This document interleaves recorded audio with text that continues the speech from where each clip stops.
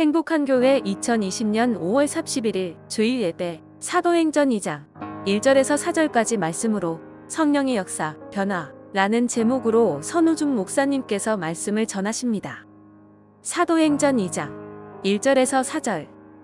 오순절 날이 이미 이름에 그들이 다 같이 한 곳에 모였더니 호련히 하늘로부터 급하고 강한 바람 같은 소리가 있어 그들이 앉은 온 집에 가득하며 마치 불의 혀처럼 갈라지는 것들이 그들에게 보여 각 사람 위에 하나씩 임하여 있더니 그들이 다 성령의 충만함을 받고 성령이 말하게 하심을 따라 다른 언어들로 말하기를 시작하니라.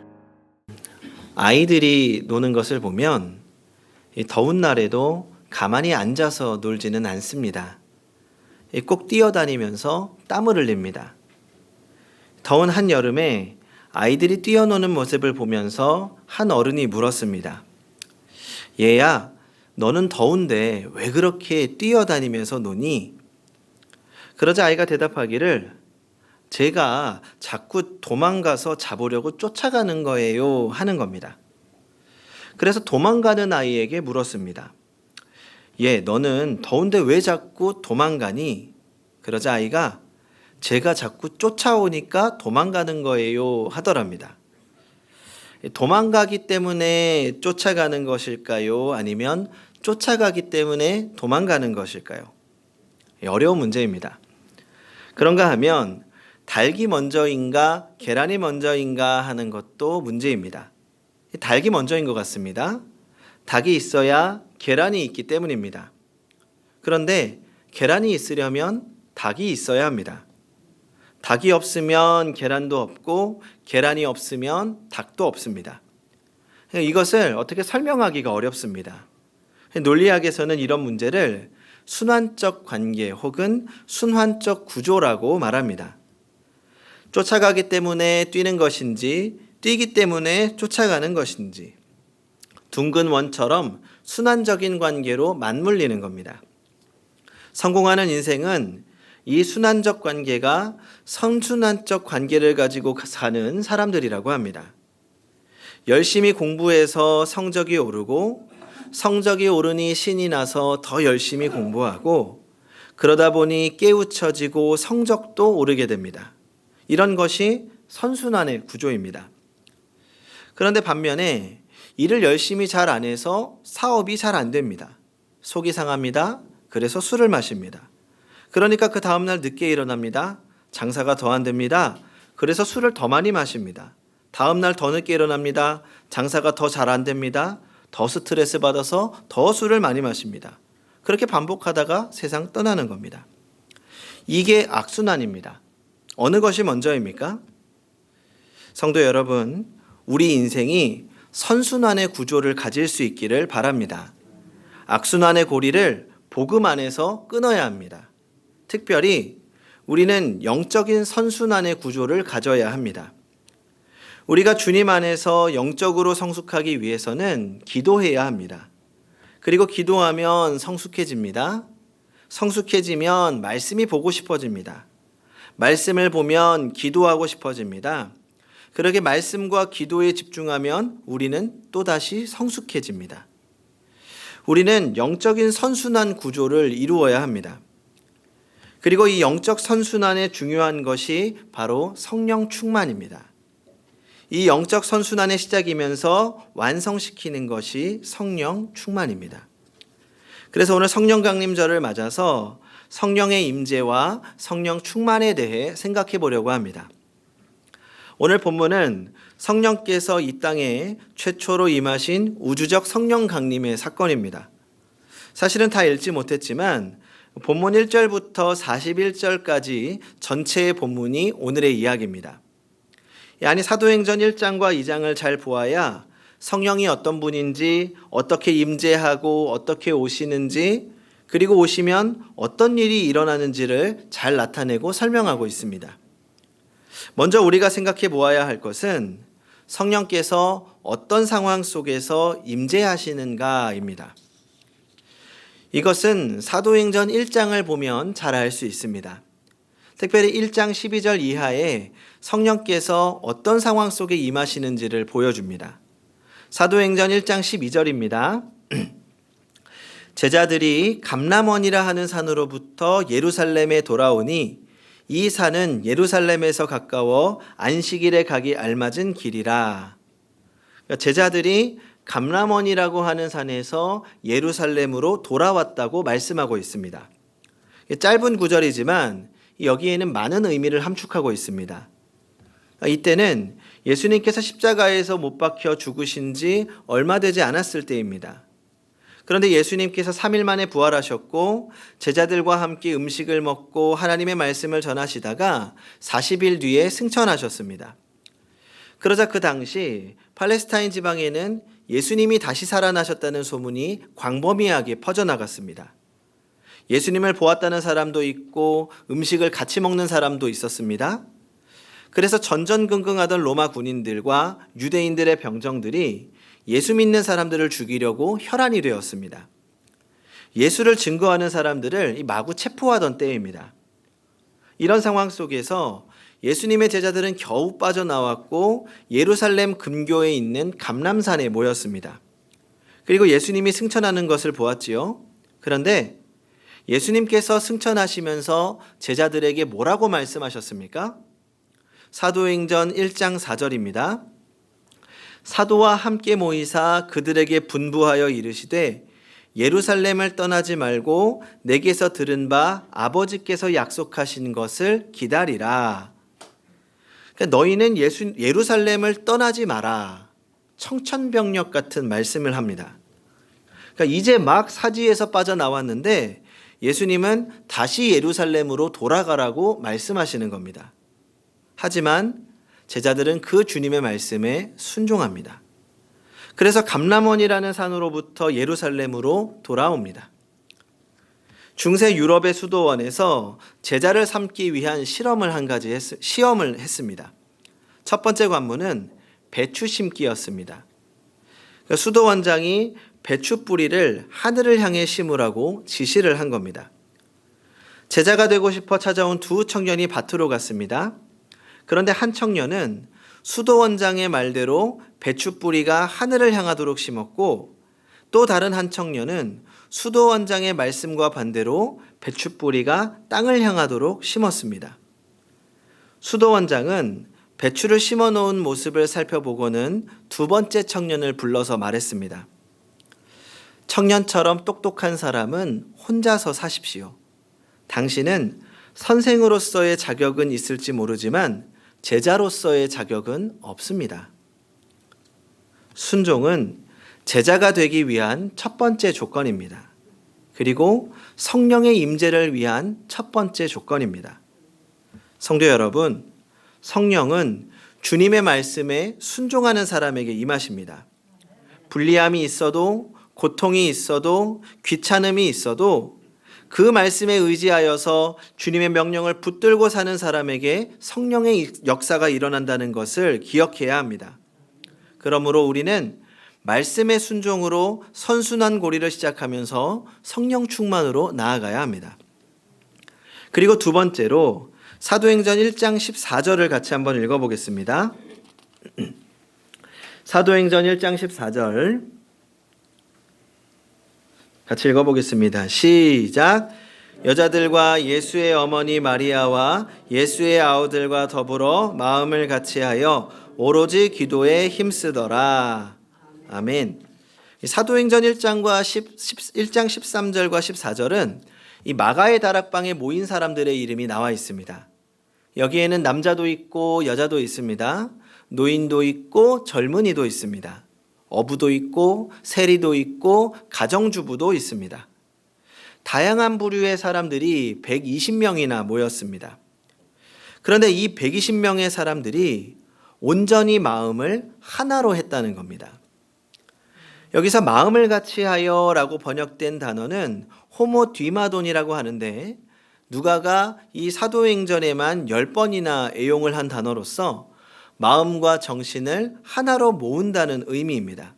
그리고 오로지 힘쓰니라에 해당하는 헬라어는 프로스카르테룬테스라고 하는 말인데 이것도 누가가 자주 사용하는 말입니다. 이 말은 꾸준히 집착하다라는 뜻의 현재 분사형입니다. 그러니까 그들의 기도가 열성적으로 끊임없이 계속되었다는 사실을 강조하는 겁니다. 이들이 주님이 약속하신 성령을 경험하고 싶은 마음으로 성령께서 임재하실 때까지 한 마음으로 포기하지 않고 끝까지 기도한 것입니다. 성도 여러분, 하나님의 성령이 언제 임하십니까? 우리가 함께 모여 한 마음으로 열정적으로 기도할 때 임하시는 줄 믿으시기 바랍니다. 끝까지 기도해야 합니다. 포기하지 말아야 합니다. 한 번, 두 번 기도하고 아무런 응답이 없다고 포기해서는 안 됩니다. 한 마음으로 성령께서 임하셔서 내 삶에 역사하시기를 끝까지 기도해야 합니다. 우리가 은혜를 구하면 반드시 그 은혜를 베푸시는 넉넉하신 하나님이십니다. 그러면 성령께서 우리에게 임하시면 어떤 일이 일어날까요? 오늘 본문 2장 4절을 같이 한번 읽어보겠습니다. 2장 4절 시작. 그들이 다 성령의 충만함을 받고 성령이 말하게 하심을 따라 다른 언어들로 말하기를 시작하니라. 이 다른 언어들, 방언으로 기도했다고 말합니다. 이 방언으로 기도한다는 것은 성령께서 내 의지와 상관없이 또 내가 하려는 말과 다른 말, 그러니까 다른 언어처럼 들리는 말을 하게 되는 것입니다. 그러니까 이것은 내 속에 있는 영이 기도하는 것이기 때문에 이 방언을 하시는 분들도 그 뜻을 잘 모릅니다. 그런데 오늘 우리가 하는 방언은 사실 이 본문의 성경에 나오는 방언과는 좀 다른 것입니다. 오늘 우리 그리스도인들의 방언을 신학적인 용어로 표적 방언이라고 합니다. 오늘날 방언 기도하는 분들은 다른 나라 말로 그 나라 말로 알아듣는 말은 하나도 없습니다. 그러니까 하나님 앞에서 영적으로 드리는 표적 방언입니다. 하지만 오늘 본문에 나타나는 사도행전 2장의 방언은 문자 그대로 방언, 다른 나라 말이었습니다. 그러니까 이때는 오순절입니다. 오늘날로 말하면 추수감사주일인데 첫 열매를 드리는 날이었기 때문에 이 각국에 흩어있던 유대인들이 다 모여들었습니다. 성경은 2장 9절 이하에서 바데인과 메데인과 엘람인 또 메소포다미아, 유대, 갑바도기아, 본도와 아시아 등등 여러 지방의 사람들이 모였다고 말합니다. 그런데 이 120명이 모여서 기도하는데 여기에 모인 각 나라의 사람들이 다 자기들 말로 들리는 겁니다. 무슨 뜻일까요? 왜 하나님께서는 성령 강림의 첫 번째 현상으로 이 방언을 보여주신 걸까요? 왜 하필이면 방언일까요? 첫 번째로 복음 전파의 사명을 알게 하기 위해서입니다. 좀 앞선 사도행전 1장 8절을 보면 예수님께서 승천하시면서 제자들에게 말씀하셨습니다. 오직 성령이 너희에게 임하시면 너희가 권능을 받고 예루살렘과 온 유대와 사마리아와 땅끝까지 이르러 내 증인이 되리라 하시니라. 주님께서 땅끝까지 복음을 전하라고 말씀하셨습니다. 그리고 그 후에 성령의 임재를 경험하면서 각 다른 나라의 방언을 하게 된 것이지요. 성도 여러분, 복음을 전하는 것은 우리 그리스도인들이 주님께 받은 사명입니다. 이 사명은 소극적인 사명을 의미하는 것이 아니라 보다 적극적인 사명입니다. 예전에는 많이 사용했지만 어느 순간 그리고 점점 더 사라져가는 교회의 용어들이 있습니다. 그 중에 하나가 바로 열방이라는 단어입니다. 불과 10여 년 전에 제가 대학교 생활을 할 때만 해도 집회를 가거나 또는 교회에서 부흥회를 하면 이 세계 지도를 펼쳐놓고 보면서 열방의 복음화, 세계의 복음화를 외치면서 함께 눈물로 기도했던 적이 있습니다. 한 번도 가보지 못한 나라를 위해서 울고 또 그 나라와 민족을 안타깝게 여기며 기도했습니다. 그런데 지금은 어떻습니까?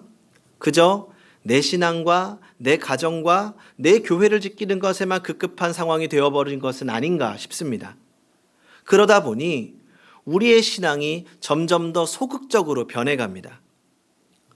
물론 우리 모든 사람들이 선교사로 부름을 받고 해외로 나가야 한다는 것은 아니겠지요.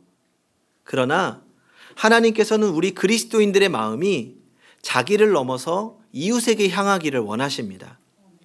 한 번도 보지 못했던 인도네시아에서 죽어가는 영혼들을 위해서 아프리카에서 죽어가는 영혼들을 위해서 우리는 기도할 수 있어야 합니다. 그리스도인은 하나님의 마음을 가지고 살아가는 사람이기 때문입니다. 그러므로 우리 그리스도인들의 마음에 복음의 열정이 불일 듯 일어나야 합니다. 사랑이 일어나야 합니다. 그리고 그것은 바로 성령께서 주시는 감동입니다. 성령 충만한 사람은 더 이상 나만을 위해 기도하지 않습니다. 내 가족만을 위해서 기도하지 않습니다. 내 교회만을 위해서 기도하지 않습니다. 영혼을 위해 기도하고 나라를 위해 기도하고 열방을 위해 눈물로 기도합니다. 성도 여러분, 우리 안에 성령 충만으로 복음의 열정이 일어나기 원합니다. 나와 내 가족을 넘어서 나의 이웃, 나의 나라를 넘어서 온 열방에 하나님의 나라가 세워지도록 우리는 더욱 눈물로 기도해야 할 것입니다. 두 번째로, 이 방언을 통해서 우리의 경험을 넘어서는 하나님을 알게 하시기 위해서입니다. 그동안 제자들은 예수님을 따라다니면서 예수님께서 병을 고치고 또 귀신도 쫓아내는 것, 죽은 사람 살려내는 것, 이런 것들을 많이 경험했습니다. 하지만 이들이 지금 오늘 경험한 방언은 처음 경험하는 겁니다. 그러니까 이전에 생각해 보지도 못했던 경험이지요. 그들이 생각하던 주님의 사역을 넘어서는 경험이었습니다. 그리고 그들은 이것을 경험한 이후에 더욱 확신하게 되었을 것입니다. 우리가 앞으로 주의 사역을 감당할 때 우리의 경험과 상식을 넘어서 하나님께서 일하시고 도우실 것이다. 내가 경험해보지 못했던 일들을 하나님께서 일으키시고 어떠한 상황 속에서도 나를 인도하실 것이다.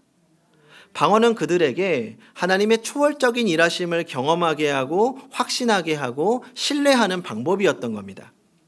다시 말하면 우리 성령께서 임하시면 우리의 상식과 경험을 넘어서는 초월적인 일들도 가능하다는 겁니다. 지금 우리는 상식을 요구하는 시대에 살아가고 있습니다. 상식을 넘어서는 일들이 우리에게 다가오면 우리는 거부감을 느낍니다. 더 큰 문제는 이 상식의 기준이 사람마다 다른 시대라는 것이지요. 그러나 우리 하나님은 초월적인 하나님이십니다. 하나님을 우리의 경험과 지식과 상식 속에 가두어서는 안 됩니다. 그리고 하나님께서는 우리의 생각을 넘어서 우리의 삶에 역사하시고 개입하시고 우리를 하나님의 길로 인도하십니다. 스카프레너 목사님이라고 계십니다. 우리나라 찬양사역에 큰 영향을 끼친 분이지요. 이 스카프레너 목사님은 18살에 하나님의 부르심에 순종하면서 빈민촌 사역을 시작했습니다. 18살에. 그리고 법대에 들어가서 변호사 일도 하고 찬양 사역을 병행하면서 하나님을 섬겼습니다. 그리고 점차 찬양 사역으로 부르심을 확신하게 되었고, 그동안 잘하고 있던 변호사를 그만두고 달라스의 한 교회에서 전임 사역자가 되었습니다. 그리고 그 사역은 이 한국 사역으로까지 이어지게 됩니다. 스카프레너 목사님의 고백입니다. 오래전에 저희 교회의 어느 사역자분께서 제가 한국에서 사역하게 될 것 같다고 말씀하셨습니다.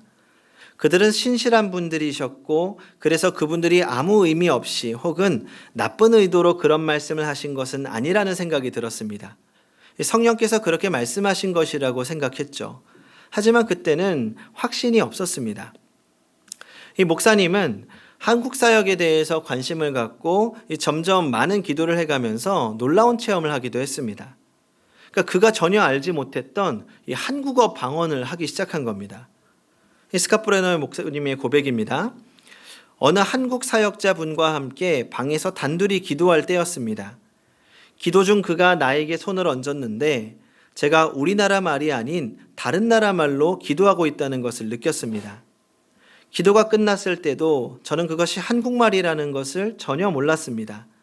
그분께서 저에게 그것이 한국말이라고 말씀하시지 않았거든요. 다시 한국말로 방언을 하는지 보려고 이 2달 동안 저에게 그 사실을 말씀하시지 않았던 거죠. 그런데 나중에야 그분께서 저에게 말씀해 주시더라고요. 제가 주님, 제가 가야 할 길을 보여주십시오라고 연이어 5번 말했다고요. 그래서 그분은 처음에는 방에 다른 한국인이 들어왔나 하고 기도 중에 눈을 뜨고 방 주위를 둘러보기도 했다더군요. 하지만 아무도 없어서 소름이 끼칠 정도로 놀랐다고 하셨습니다. 그리고 또 신기하게도 이 목사님은 한국인 아내를 만나서 결혼을 하게 됩니다. 1997년에 이 스카프레너 목사님이 미국에서 한 6천 명 정도 모이는 집회를 인도하고 있었습니다. 그 집회에 영동제일교회 김혜자 목사님과 딸이 함께 참석했습니다. 집회 후에 김 목사님은 그를 한국에 초청하고 싶다고 했고 또 그에게 찬양 사역에 관심이 많은 자신의 장녀 박성희를 위해서 기도해달라고 부탁했습니다. 이 목사님이 또 말하더라고요. 제가 그녀의 손을 잡고 기도하는 순간 앞으로 너의 아내가 될 사람이다 라고 성령께서 마음을 주시는 겁니다. 후에 안 사실이지만 그녀도 저를 만나기 전부터 어머니에게 엄마 나는 찬양 사역을 하면서 변호사인 사람과 결혼을 할 것 같아 라고 이야기했었다고 하더라고요. 그리고 그 후에 이 영동제일교회에서 다윗의 장막이라는 예배팀을 시작으로 한국교회 찬양사역에 큰 획을 긋고 지금도 열심히 사역을 하고 계십니다. 제가 한참 신학생일 때 이 다윗의 장막 노래를 많이 불렀던 기억이 있습니다. 당시에도 이런 이야기를 듣고 정말? 진짜? 그게 진짜 있었던 일이라고? 어떻게 그런 일이 있을 수 있지? 라고 신기했던 일이 있습니다. 그런데 우리 하나님 그렇게도 역사하시는 하나님이십니다. 하나님은 우리의 상식을 넘어 역사하십니다. 그리고 그런 하나님의 놀라운 역사가 우리의 삶에 나의 삶에도 일어날 수 있다는 것을 믿어야 합니다. 다른 사람의 이야기가 아닙니다. 나의 이야기가 되어야 합니다. 다른 사람의 성령이 일하시는 것이 아니라 내 안에 계신 성령께서 그렇게 일하실 것을 믿어야 합니다. 그리고 믿는 자에게는 반드시 보여주시는 하나님이십니다. 다만 우리가 기억해야 할 것은 예수님의 제자들이 어떤 초월적인 경험을 바라면서 기도했던 것은 아니라는 겁니다. 이들이 경험한 초월적인 역사는 그저 주님을 믿고 주님의 약속을 신뢰하고 사모하고 간절히 기도하다 보니 하나님께서 그 증거로 보여주신 체험이었습니다. 그리고 그렇게 체험한 예수의 제자들은 그날 이후로 완전히 삶이 변했습니다. 처음 예수님의 명령을 듣고 예루살렘으로 돌아가던 제자들은 주님의 말씀에 순종하면서도 불안한 마음이 있었을 것입니다. 두려움도 있었겠지요. 그러나 성령을 체험하고 그들의 마음과 인생이 완전히 변했습니다. 예수님을 버리고 도망갔던 베드로가 목숨을 걸고 복음을 증거하고 그가 가는 곳마다 변화가 나타났습니다. 그리고 이런 베드로의 변화는 오늘 우리에게도 동일하게 일어날 수 있는 성령의 역사입니다. 성도 여러분, 성령께서는 우리 삶을 변화시키시고 우리의 가정을 변화시키고 온 세계와 열방을 변화시키는 삼위일체 하나님이십니다. 혹 우리의 삶이 악순환 가운데 있다면 더욱더 은혜를 구하고 성령을 구하시기 바랍니다. 끊임없는 문제로 인해서 좌절과 실패로 인하여서 실망하고 넘어지고 계신다면 더욱더 성령을 구하시기 바랍니다. 성령께서 우리의 경험과 지식과 상식을 넘어서 놀라운 방법으로 우리를 변화시켜 주실 것입니다. 그리고 내가 속한 가정, 내가 속한 나라 또한 변화시켜 주실 것입니다. 그렇게 성령 충만함으로 그 삶이 변화되고 또 변화시켜 나가는 성도님들이 되시기 바랍니다. 기도하겠습니다. 우리에게 가장 좋은 성령을 보내주신 하나님 감사합니다. 우리의 메마른 인생에 성령께서 찾아오셔서 충만하게 하심을 감사드립니다. 날마다 넘어지고 또 넘어지고 낙담하고 실망할 때도 있지만 그래도 우리 안에 계신 성령께서 다시 일으켜 세워주실 줄 믿습니다. 바쁘고 힘들수록 성령을 의지하여 기도하게 하시고 더욱 주의 영으로 충만하여서 변화된 삶을 살게 하여 주시옵소서. 또한 변화된 삶으로 변화시켜 나가는 변화의 주역이 되게 하여 주시옵소서. 그리하여 날마다 성령으로 승리하며 기쁨으로 살게 하여 주시옵소서. 예수님의 이름으로 기도합니다. 아멘.